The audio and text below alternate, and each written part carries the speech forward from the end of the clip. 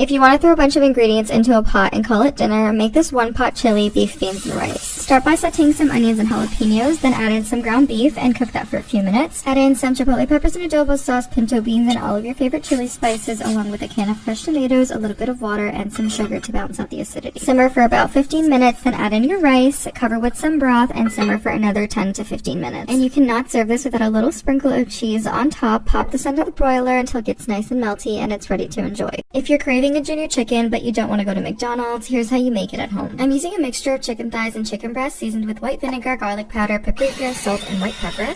Run that through a food processor, then form your chicken patties and lay these in the freezer for about an hour. For the outer breading, combine cornflakes with some white pepper and then run that through a food processor until it's a fine crumb. Then coat the chicken patties in some flour, the egg, and the cornflake breadcrumbs. Deep fry this in some hot oil, or you can also air fry this, but obviously it's going to be juicier and crispier if you deep fry it. I made a quick mayo sauce to go with this, then all that's left to do is to layer everything up and enjoy.